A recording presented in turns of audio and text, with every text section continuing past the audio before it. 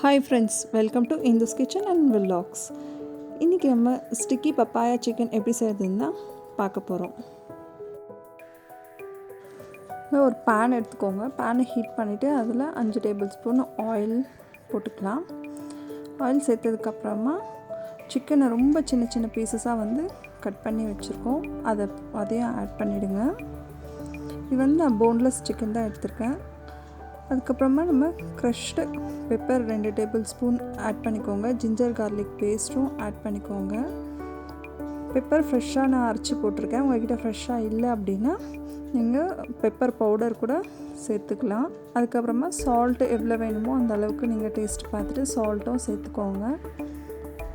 இது ஒரு 6 to 7 minutes medium ஃப்ளேம்லேயே வச்சுட்டு பாயில் பண்ணுங்கள். இப்போ எடுத்துகிட்டு பார்த்தீங்கன்னா சிக்கன் நல்லாவே வெந்திருக்கு. கட் பண்ணிங்கன்னா 2 பீசஸாக கட் ஆகிடுச்சு. இப்போ இதை ஒரு பிளேட்டில் ட்ரான்ஸ்ஃபர் பண்ணிடலாம்.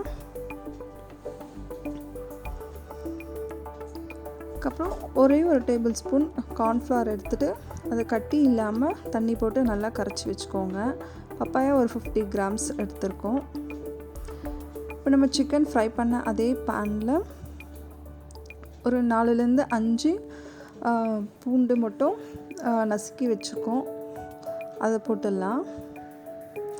அதுலேயே பப்பாயாவையும் சேர்த்துட்டு ரொம்ப நம்ம வதக்க வேண்டாம். சும்மா லைட்டாக கலரி கொடுங்க. ரொம்ப நம்ம அழுத்தி பண்ணோம் அப்படின்னா அந்த குழஞ்சி போய்டும்ல, அந்த மாதிரி வந்துடும். அது கூடவே ஒரு டேபிள் ஸ்பூன் சோயா சாஸும் ஆட் பண்ணிவிட்டு மிக்ஸ் பண்ணிவிடுங்க. இப்போ நம்ம ஆல்ரெடி ப்ரிப்பேர் பண்ணி வச்சுருக்க அந்த கார்ன்ஃப்ளவரையும் ஆட் பண்ணிவிட்டு அதோடு மிக்ஸ் பண்ணுங்கள். கார்ன்ஃப்ளவர் ஆட் பண்ண உடனே சீக்கிரமாக திக்காகிடும். அதனால் கொஞ்சமாக தண்ணி ஆட் பண்ணிவிட்டு ஒரு நிமிஷம் மட்டும் குக் பண்ணுங்கள். இப்போ பார்த்திங்கன்னா தெரியும், நல்லாவே திக்காகிடுச்சு பாருங்கள். அந்த கார்ன்ஃப்ளவர் தான் நமக்கு அந்த திக்னஸை கொடுக்கும். இப்போ அதிலே ஃப்ரை பண்ணி வச்சுருந்த சிக்கனையும் ஆட் பண்ணிவிட்டு நல்லா ஜெல்லாக மிக்ஸ் ஆகிற அளவுக்கு அதை நல்லா மிக்ஸ் பண்ணி எடுத்துக்கோங்க.